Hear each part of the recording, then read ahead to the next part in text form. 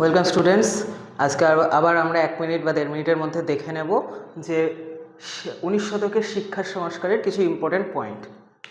প্রাচ্যবাদী শিক্ষায় কারা বিশ্বাসী ছিলেন? ওয়ারেন হেস্টিংস, তিনি তার উদ্যোগে 1781 খ্রিস্টাব্দে কলকাতা মাদ্রাসা তৈরি হয়। উইলিয়াম জোন্স 1784-তে তার উদ্যোগে এশিয়াটিক সোসাইটি তৈরি হয়। লর্ড ওয়েলেসলি 1800 খ্রিস্টাব্দে ফোর্ট উইলিয়াম কলেজ তৈরি করেন। এরা ছিলেন প্রাচ্যবাদী শিক্ষা সংস্কারে বিশ্বাসী। পাশ্চাত্যবাদী শিক্ষা সংস্কারে কারা বিশ্বাসী ছিলেন? শ্রীরামপুর ব্যাপটিস্ট মিশন, তাদের উদ্যোগে বিভিন্ন পাশ্চাত্যবাদী শিক্ষাগুলো সেগুলো ভারতীয় সমাজের মধ্যে আসতে থাকে। উইলিয়াম কেরি 1818 খ্রিস্টাব্দে তার উদ্যোগে একটা শ্রীরামপুরে মিশন তৈরি হয়।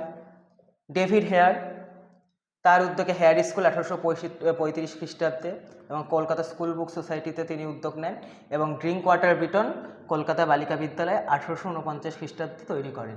এর মাধ্যমে তোমরা প্রায় 20-25টা মতো শর্ট কোশ্চেন এই একটা রিলের মধ্যে পেয়ে যাবে। Thank you.